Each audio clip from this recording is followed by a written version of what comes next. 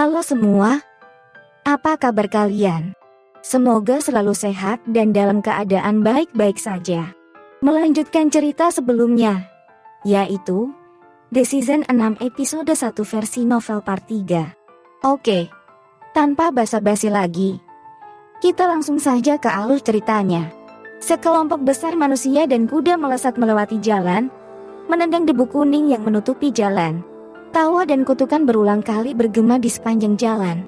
Di belakang kelompok manusia dan kuda, ada beberapa orang mendorong kereta kuda dan membawa jubah. Mereka tidak mengenakan pakaian yang sama dengan tentara bayaran di depan mereka. Ini karena mereka hanyalah beberapa pelayan yang bertanggung jawab untuk mencuci pakaian, menyiapkan makanan, dan membangun tenda di dalam mercenary company. Di antara kelompok pelayan ini, yang wajahnya ditutupi debu, seseorang mendorong gerobak sambil mengenakan topi yang rusak di kepalanya tiba-tiba mendongak. Selain sepasang mata berwarna hitam yang terlihat jelas, sisa wajahnya yang tertutup debu hampir sepenuhnya tersembunyi di bawah tanah kuning. Sepintas, dia tidak tampak berbeda dari para pelayan dengan ekspresi kayu di sampingnya. Memang layak disebut benteng yang menjaga perbatasan. Ukuran ini benar-benar menyebabkan seseorang menyusu lidahnya.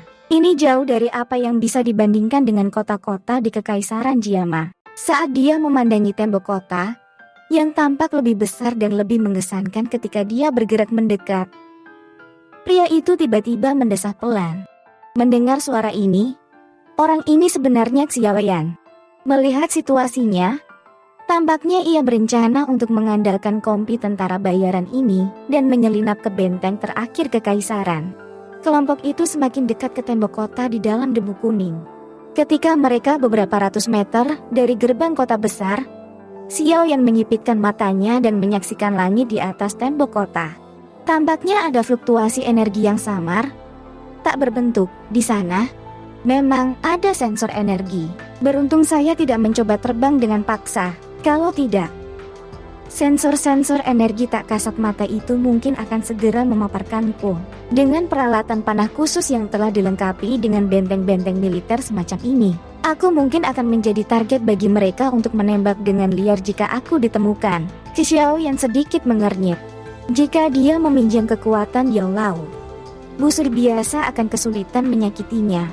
Namun, peralatan logam langka semacam ini yang khusus diproduksi akan membuatnya sangat ketakutan jika dia terjebak dalam posisi yang tidak siap. Setelah semua, energi Yao Lao hanya bisa memungkinkan Xiaoyan melepaskan kekuatan. Tetapi itu tidak akan menyebabkan tubuhnya diperkuat ke titik di mana ia bisa bersaing dengan panah. Selain itu, sebagai kekaisaran besar, sulit bagi seseorang untuk percaya bahwa tidak ada dalam benteng ini yang bisa berurusan dengan orang kuat kelas tinggi. Xiaoyan telah mendengar tentang apa yang disebut air membelah 3 continuous crossbows, that fireball, soul piercing arrow. DLL hanya saja peralatan misterius semacam ini terlalu sulit untuk dibuat. Oleh karena itu, hanya ada sejumlah kecil unit yang dilengkapi dengan mereka dan Xiaoyan tidak pernah memiliki kesempatan secara pribadi merasakan kekuatan mereka. Saat jaraknya ke gerbang kota semakin dekat, tatapan Xiaoyan juga mendarat di gerbang kota yang menjulang itu.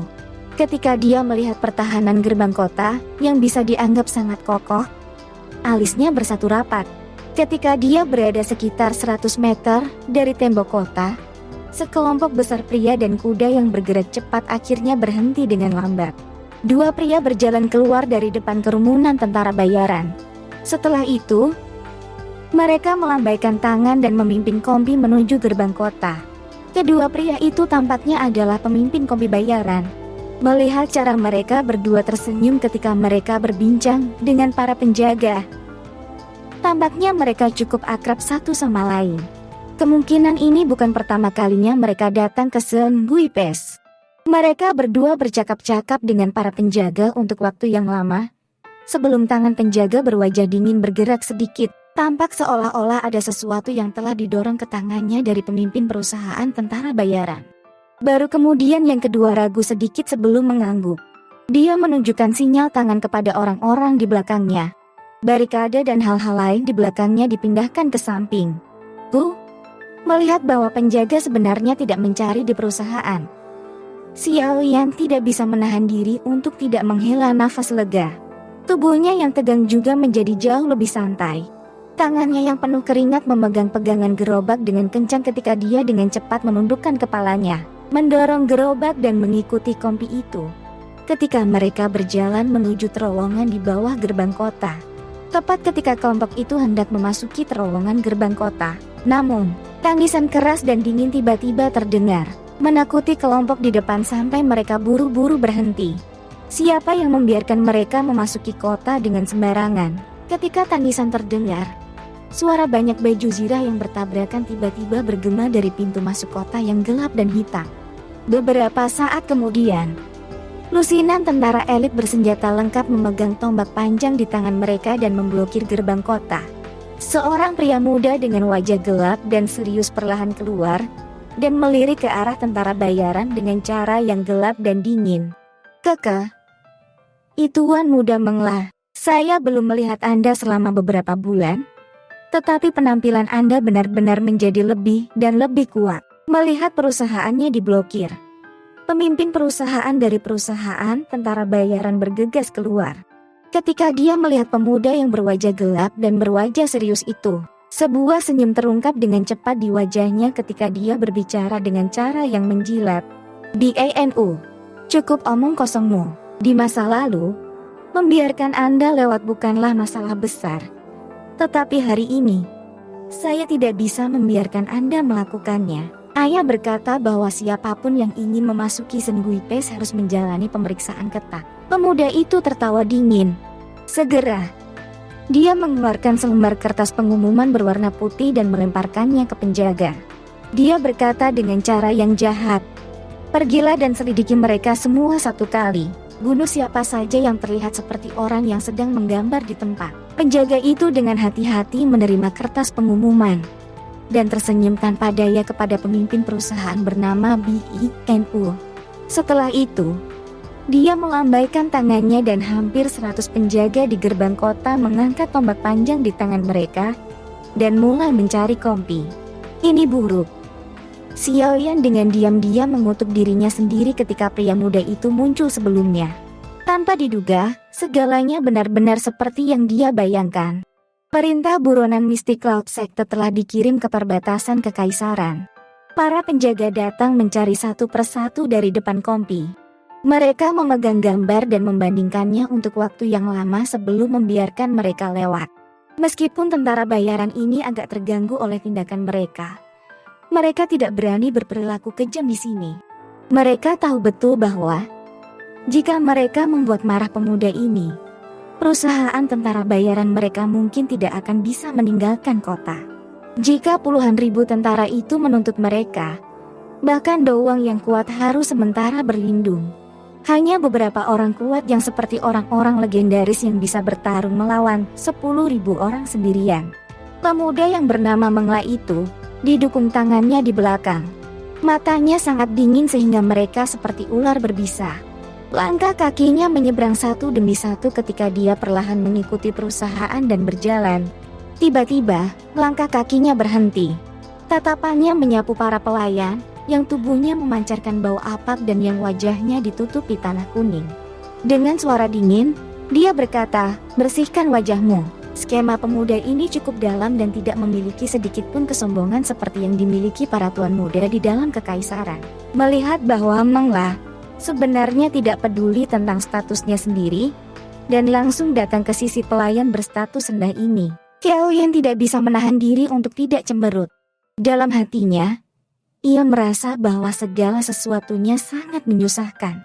Jika mereka terus memeriksa dengan cara ini, cepat atau lambat dia akan terungkap. Hasil untuk diekspos di tempat seperti itu tidak baik. Mendengar teriakan Mengla, para pelayan dengan ekspresi kaku buru-buru menundukkan kepala mereka dengan takut-takut. Setelah itu, mereka menggunakan lengan baju mereka dan dengan cepat menghapus kotoran kuning yang menutupi wajah mereka. Tatapan Mengla yang gelap dan dingin perlahan menyapu wajah para pelayan itu. Sesaat kemudian, dia menggelengkan kepalanya dengan kekecewaan. Dia baru saja akan menarik pandangannya ketika matanya tiba-tiba berhenti. Dia sedikit memiringkan kepalanya dan menatap seorang pelayan berjubah abu-abu di belakang kelompok orang. Dengan suara dingin, dia berkata, "Kamu, angkat kepalamu." Setelah mendengar teriakannya, orang-orang di sekitar gerbang kota melemparkan pandangan mereka. Para tentara bayaran juga mengalihkan pandangan tertegun mereka ke arah pelayan dengan status rendah ini. Pelayan berjubah abu-abu itu menghela nafas dengan lembut dan hanya bisa mengangkat kepalanya. Wajah yang wajahnya ditutupi oleh tanah kuning itu memperlihatkan sepasang murid yang gelap dan acuh tak acuh seperti malam itu. Tatapan Mengla bersentuhan dengan murid hitam gelap itu. Dia awalnya terkejut. Mata berwarna hitam yang tergambar di dalam gambar itu muncul dalam benaknya dengan cara seperti kilat. Ekspresinya segera berubah. Pertarungan sampai mati di medan perang selama bertahun-tahun telah memberkahinya dengan indera yang tajam. Karena itu, sebagai refleks yang tampaknya bersyarat, jari-jari kakinya menyentuh tanah dan tubuhnya melesat ke belakang. Sementara tubuhnya balas menembak. Suara tajam dan menusuk telinga berteriak dari tenggorokannya. "Tangkap dia! Dia adalah Xiao Yan." Reaksinya mungkin sangat tajam, tetapi kekuatannya pada akhirnya hanyalah di kelas dosi. Karena itu, ketika tubuhnya baru saja ditarik kembali, Xiao Yan tertawa dingin. Tubuhnya bergoyang sedikit dan mengejar Mengla dengan cara seperti hantu. Tangannya seperti cakar elang yang ditembakkan dengan cepat dengan kecepatan seperti kilat dan menabrak dadanya. Segera, seteguk darah segar dikeluarkan dari tenggorokan Mengla. Wajahnya berubah pucat pasi. Gagal mengambil hidup Mengla dalam satu pukulan. Xiao Yan baru saja akan menerkam ke depan ketika Mengla buru-buru menembak tubuhnya dan pergi ke belakang punggung para prajurit. Benar-benar tidak normal bagi Dousi untuk memiliki tubuh yang gesit. Lebih dari 10 tombak panjang, tajam yang membawa cahaya samar Douki dengan tajam menusuk ke kepala Xiao Yan. Rute tombak itu mematikan dan dipenuhi dengan membunuh aura. Mereka memang layak menjadi prajurit yang pernah hidup di medan perang. Hanya tekanan dan koordinasi ini saja yang tidak bisa dibandingkan dengan prajurit biasa. Xiao Yan memutar kepalanya. Meskipun dia menghindari tombak panjang, serangan Xiao Yan juga diblokir. Ketika dia melihat para prajurit itu berkumpul bersama dengan tergesa-gesa, dia hanya bisa menyatukan alisnya dan menarik agak jauh. Di luar gerbang kota, semua orang menatap perubahan sepersekian detik ini dengan wajah tertegun. Ini terutama ketika mereka melihat bahwa Mengla, yang disebut sebagai orang yang paling terkemuka di antara generasi muda di Gui Mengpes, terluka parah dalam satu serangan. Ekspresi di wajah mereka menjadi sedikit lamban setelah itu. Xiao Yan, dia itu Xiao Yan. Xiao Yan yang membunuh Yunleng dari Mystic Cloud Set yang merupakan Doang. Tiba-tiba, ada seseorang dari dalam perusahaan tentara bayaran yang tiba-tiba berteriak keras. Segera, banyak mata berapi-api diangkat. Mendengar suara itu, sepertinya tidak terlalu banyak keserakahan. Sebaliknya, itu berisi rasa ibadah. Saat teriakan dari tentara bayaran ini jatuh, lingkungan sekitarnya segera berubah menjadi keributan. Banyak tatapan yang berisi berbagai emosi yang berbeda menatap tajam ke Xiao Yan. Hal yang mengguncang kekaisaran Jiama baru-baru ini, secara alami dan tidak diragukan lagi adalah masalah Xiao Yan yang menyerang Mystic Cloud Surge. Mengikuti masalah perintah yang diinginkan dari Mystic Cloud Surge, hampir setiap warga di kerajaan Jiama tahu bahwa siapa pun yang dapat memberikan informasi mengenai Xiao Yan kepada Mystic Cloud Surge akan dapat memperoleh metode Ki kelas Tuan untuk berlatih Douki. Metode Ki kelas ini setara dengan ratusan ribu koin emas di pasar. Selain itu adalah situasi di mana ada permintaan untuk itu, tetapi kurangnya pasokan untuk memenuhi permintaan itu. Imbalan yang murah hati ini sudah cukup bagi banyak orang untuk mempertaruhkan hidup mereka. Xiao Yan, Sen Gui Pes ini memiliki puluhan ribu tentara bersenjata. Kamu tidak akan pernah bisa melarikan diri. Ekspresi Mengla membengkak ungu saat dia melirik Xiao Yan dengan kejam. Suaranya serak saat dia berbicara. Tuan Muda Mengla, saya ingin tahu sesuatu. Para prajurit di Sen Gui Pes ini jelas milik para pejabat kekaisaran. Kapan itu menjadi anjing untuk membantu bekerja untuk Mystic Cloud Search? Saya pikir jika masalah ini harus dikirim ke keluarga Kekaisaran Jiama Empire. Saya khawatir bahkan ayahmu akan dihukum berat, bukan? Xiaoyan menghapus kotoran kuning dari wajahnya. Tatapannya menyapu ratusan tentara elit yang memblokir gerbang kota ketika dia dengan dingin tertawa. Setelah mendengar tawa dingin Xiaoyan, para prajurit juga terkejut. Segera mereka menjadi sedikit ragu. Menurut prosedur, mereka memang tentara milik Kekaisaran Jiama dan tidak ada hubungannya dengan Mystic Cloud Search. Perintah yang dicari itu tidak diakui oleh para pejabat. Dengan kata lain, menangkap Xiaoyan pada dasarnya adalah sesuatu yang ilegal. Keke benar-benar pria muda berlidah tajam. Tepat ketika para prajurit ragu-ragu, tawa yang gelap dan dingin tiba-tiba terdengar dari dalam terowongan di belakang gerbang kota. Segera seorang pria parubaya mengenakan baju besi perak melangkah keluar. Tatapannya dengan dingin menyapu Xiaoyan dan berteriak, "Saya adalah wakil komandan Shen Guipes, Meng Li. Anda telah masuk tanpa izin ke kota yang penting. Menurut hukum kekaisaran kami, Anda harus ditangkap. Saya menyarankan Anda untuk membiarkan diri Anda ditangkap tanpa perlawanan untuk menghindari kesakitan bagi diri Anda sendiri. Kamu Meng Li." Anjing Mystic Cloud sekte itu, tatapan Xiaoyan menyapu tubuh Meng Li dan merasakan napas samar yang datang dari tubuhnya. Dia bergumam dalam hatinya melihat kinya dia seharusnya berada di sekitar bintang 2 atau 3 Dowling. Turunkan dia. Ekspresi Meng Li sedikit gelap dan serius saat dia tertawa lebar. Dia berhenti berbicara omong kosong dan berteriak langsung. Setelah mendengar perintah Meng Li, beberapa ratus prajurit elit yang bersenjata lengkap datang keluar dari dalam terowongan hitam gelap di bawah tembok kota sekali lagi. Setelah itu mereka mengepung Xiaoyan lapis demi lapis. Tombak panjang dan tajam di tangan mereka berkedip dengan kilau tebal dan dingin saat sinar matahari memantul dari mereka.